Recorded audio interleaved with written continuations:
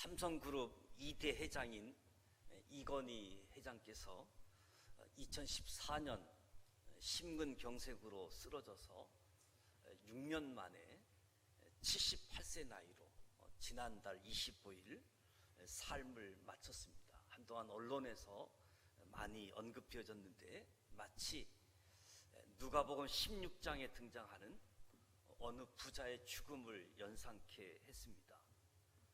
성경적인 죽음을 다시 생각하게 되어지는데, 한 번 죽는 것은 사람에게 정한 것이고 그 후에는 심판이 있다. 우리의 연수가 70이여 강건하면 80이라도 그의 연수의 자랑은 수고와 슬픔뿐이요 신속하니 우리가 날아가나이다. 누구도 죽음을 피할 수 없습니다. 한번 죽는 것은 사람에게 정한 것이기 때문에 사람이 그렇게 좋아하는 돈도, 무서워하는 권력도, 자랑스럽게 생각하는 외모도 막상 죽음이 찾아오면 아무런 의미가 없어지게 되어지는 거지요.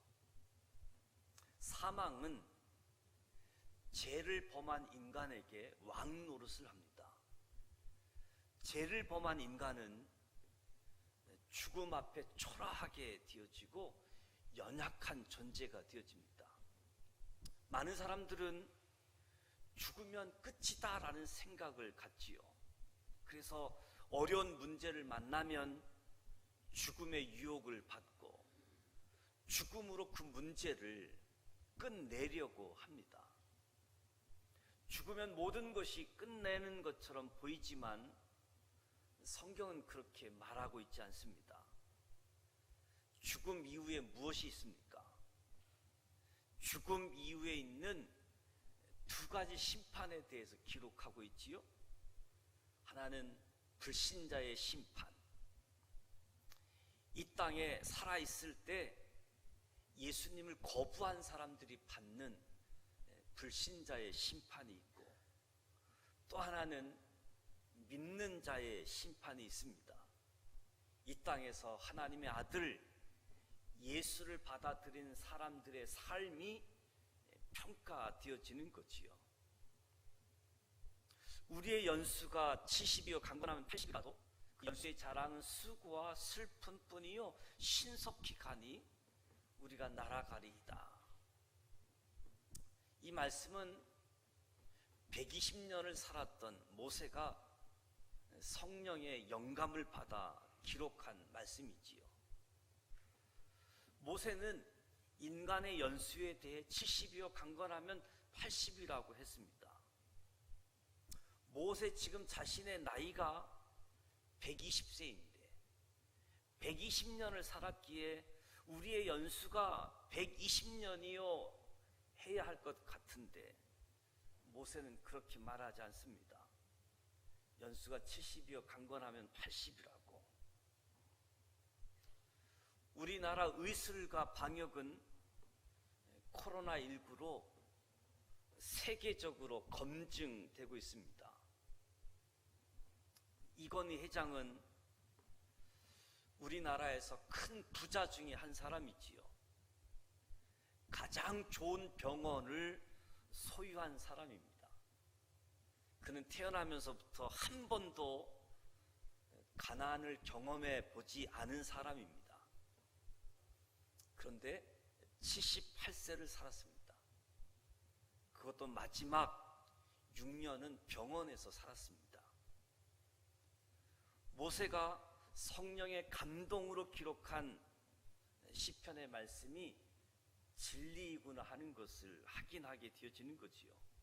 겉으로 보면 돈이 없어서 죽는 것 같고 좋은 병원에 가지 못해서 죽는 것 같지만 이건희 회장의 죽음은 이것이 사실이 아니구나 하는 것을 가르쳐 주는 거죠.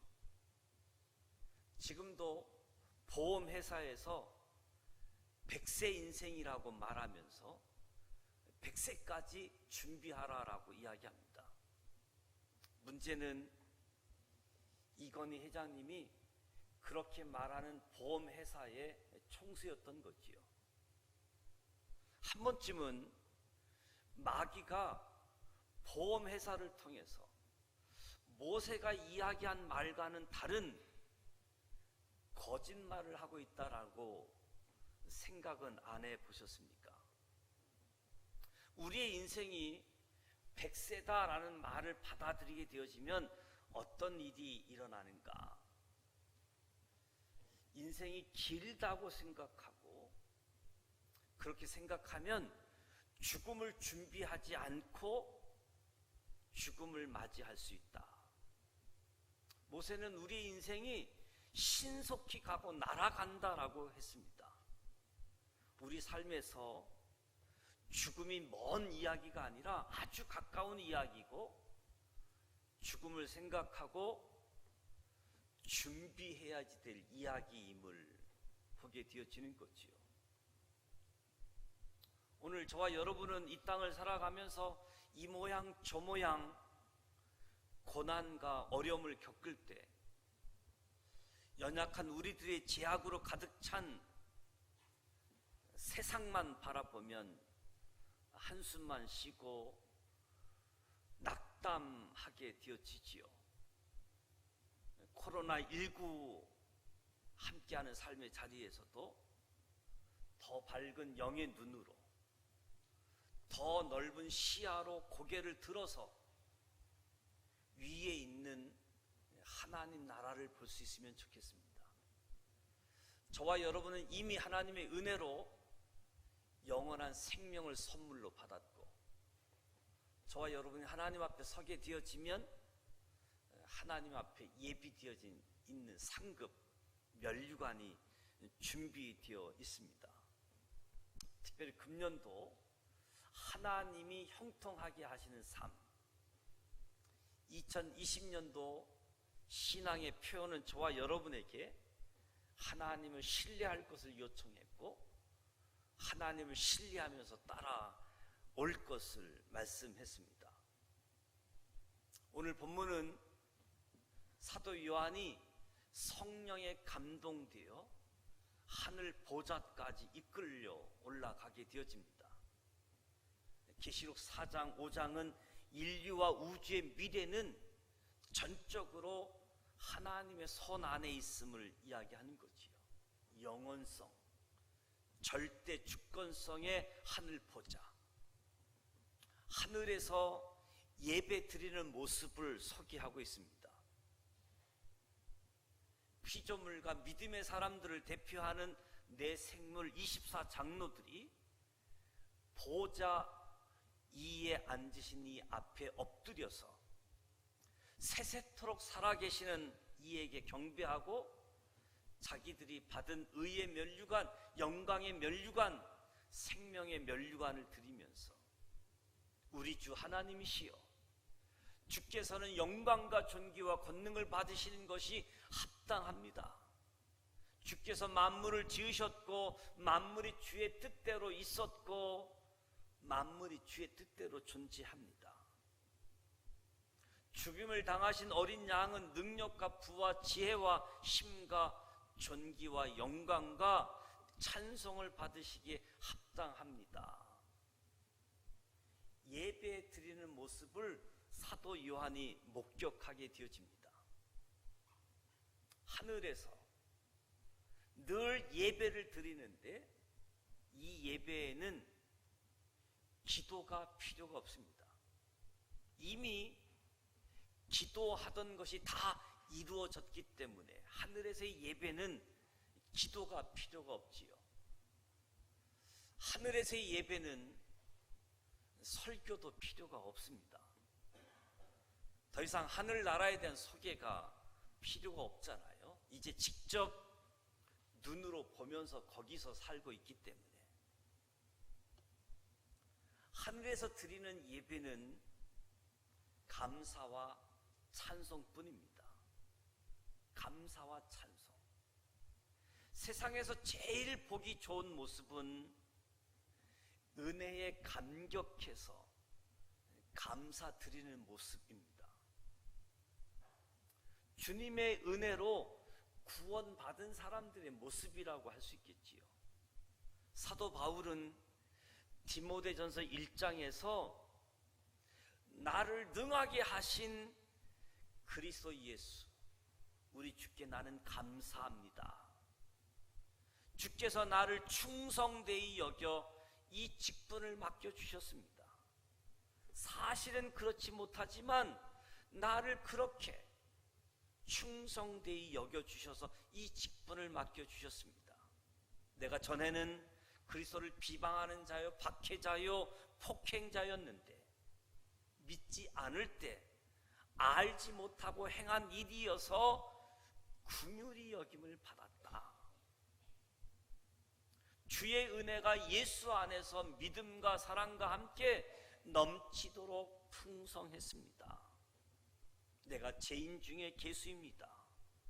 이런 나를 구원해 주셨고 또 나를 통해서 그리스도를 증거하게 하셨으니 참 감사합니다. 바울에게는 늘 이런 감격과 감사가 있었기 때문에 다른 사람들이 볼 때에는 미친 사람처럼 보일지라도 개의치 않고 복음을 전하지 않을 수 없다라고 고백을 합니다. 바울은 예수를 구주로 영접하여 새 사람이 된 후 이 감사가 하루도 떠나지 않았습니다. 바울은 자기가 하는 일이 형통해서 감사한 것이 아니었습니다. 어려움이 많았습니다. 전도하다 매도 맞고 위험도 당하고 고생도 하고 감옥에도 갇히고, 그러면서도 하나님을 사랑하는 사람, 그 뜻대로 부르심을 입은 사람은 모든 일이 합력하여 선을 이루는 사실을 믿었기에 바울은 감사하는 삶을 살았습니다. 바울이 자기 몸이 건강해서 감사드리는 것도 아닙니다. 감당기 어려웠던 육체에 가시가 있었고 고통을 받았습니다. 그래서 이 가시를 제거해 달라고 하나님께 기도한 적도 있었지요. 그런데 하나님께서, 하나님의 은혜는 약한 데서 강하게 하신다는 사실, 내 은혜가 내게 족하다, 이 말씀을 듣고는 범사에 감사한 비결을 배우게 되어지는 거지요. 사랑하는 성도 여러분, 저와 여러분이 신앙생활함에 있어서 감사와 찬송을 빼버리면 무엇이 남겠습니까? 신앙생활에서 감사와 찬송을 빼버리면 세상에서 가장 욕심꾸러기가 될 것 같습니다. 신앙생활의 동기는 감사에 있습니다. 시편 116편에 보면 여호와께서 내게 주신 모든 은혜를 무엇으로 보답할까? 내가 구원의 잔을 들고 여호와의 이름을 부르며 여호와의 모든 백성 앞에서 나의 서원을 여호와께 갚으리로다. 저와 여러분이 무엇을 함으로 구원을 받는 것이 아니라 오직 하나님의 은혜로 구원을 받았기 때문에 이 구원에 감격해서 감사하는 마음으로 우리의 몸, 마음을 바쳐서 하나님께 충성, 헌신하게 되어지는 거지요. 그렇다고 한다면 세상에서 제일 불쌍한 사람, 세상에서 제일 불쌍한 사람은 감사한 마음 없이 신앙생활 하는 거지요. 흔히 감사는 무엇이 풍성할 때만 감사하는 것을 생각하기 쉬운데, 진정한 감사는 거기에 있지 않습니다. 하박국 선지자의 고백을 보면 비록 무화과 나무가 무성하지 못하고 포도나무에 열매가 없고 감람나무에 소출이 없고 밭에 먹을 것이 없고 우리의 양이 없고 양간에 소가 없을지라도 나는 여호와로 말미암아 즐거워하며 나의 구원의 하나님으로 말미암아 기뻐하리로다. 감사하는 사람의 자세입니다.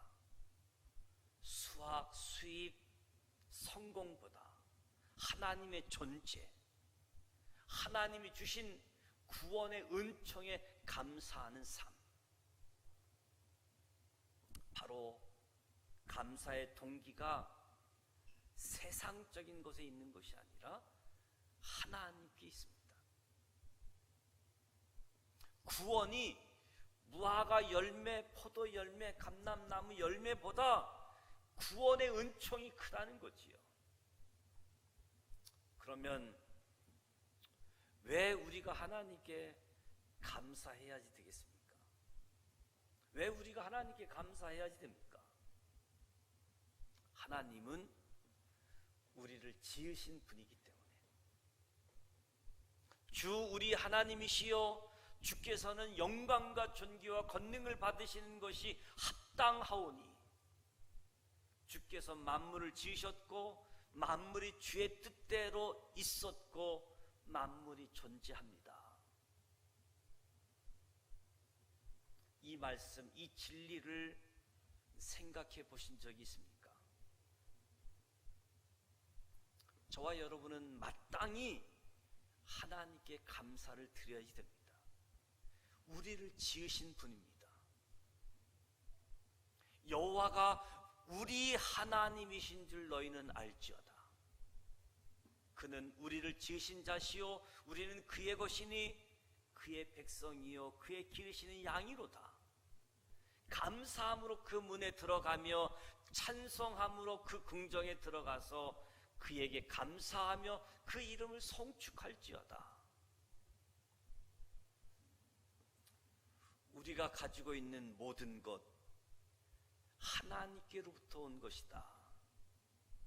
우리의 음식, 의복, 건강도, 자녀도, 사업도, 우리의 생명도 하나님께서 주셨다. 하나님은 우리를 위해서 모든 것을 마련하시고 우리의 삶을 유지케 하신다. 우리 삶에 필요한 모든 것이 하나님께로부터 왔다는 겁니다. 죽임을 당하신 어린 양은 능력과 부와 지혜와 힘과 존귀와 영광과 찬송을 받으시기 합당하다.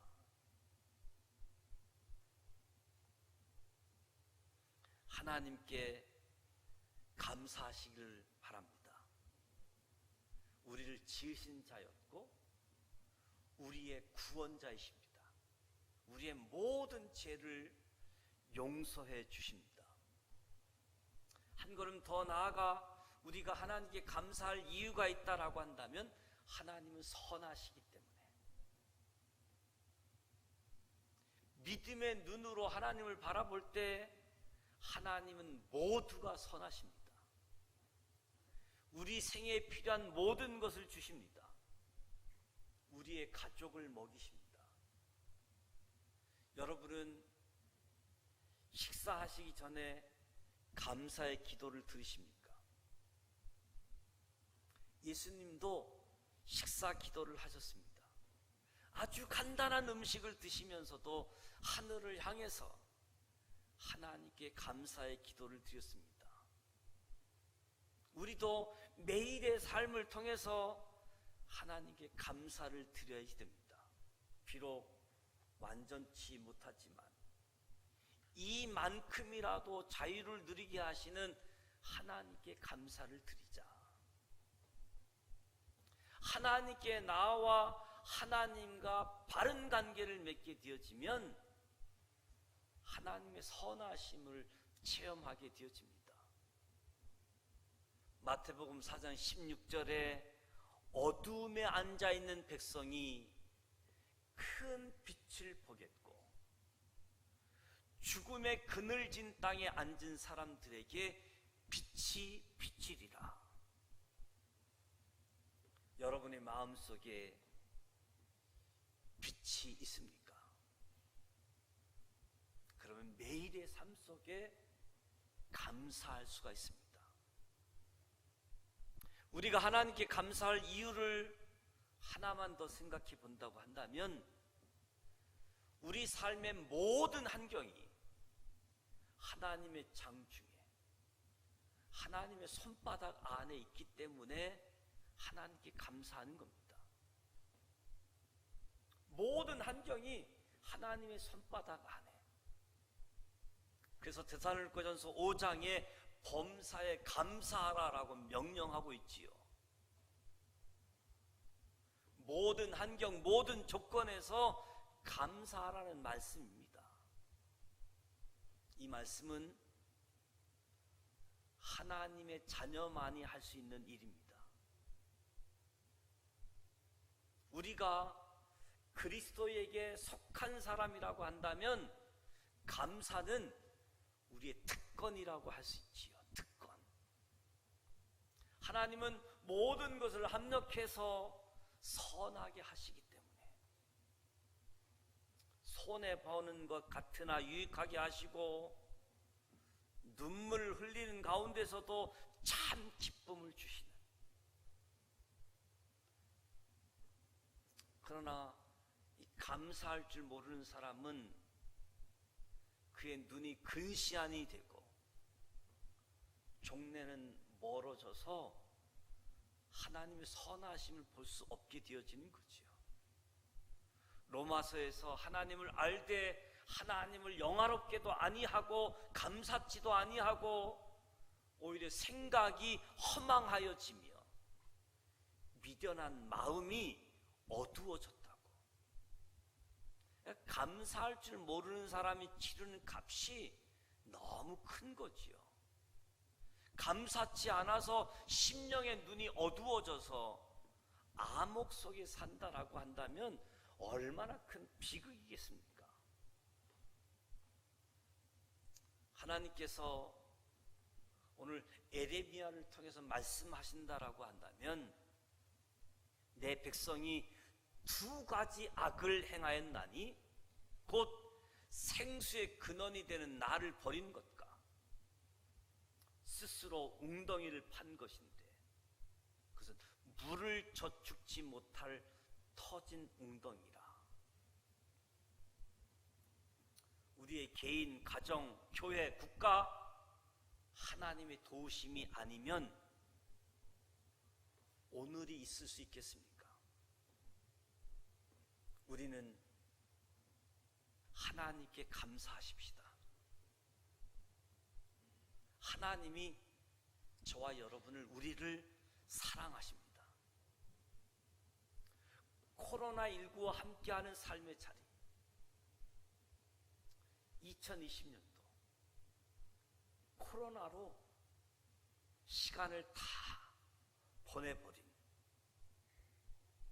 그럼에도 불구하고 살아계시는 하나님의 섭리를 기억하고 우리를 지으신 분, 우리를 구속하신 분, 하나님은 저와 여러분이 별과 같이 영원토록 빛나기를 원하고 계신다. 우리에게 베풀어 주신 말로 다할 수 없는 은혜와 선물로 인하여 하나님께 감사할 수 있기를 축복합니다. 하나님의 지으심, 하나님의 선하심, 모든 것을 합력하여 선을 이루시는 하나님의 섭리를 감사하면서 이 코로나19 2020년도 어린아이와 같은 신앙, 믿음, 더 성숙해지는 믿음으로 저와 여러분이 어린아이 신앙에서 이제 어른의 신앙으로 지산 믿음의 공동체를 세우고 하나님이 기뻐하시는 역할, 사명을 잘 감당하실 수 있기를 축복합니다. 이미 저와 여러분에게 구원의 은총이 주어져 있습니다. 저와 여러분을 하나님이 초청하고 계십니다. 저와 여러분이 어느 날 하나님 앞에 서는 날 예비되어진 면류관이 준비되어져 있습니다. 오늘 저와 여러분의 삶 속에 감사와 찬양이 넘치는 삶의 현장이 되시기를 주님의 이름으로 축복합니다.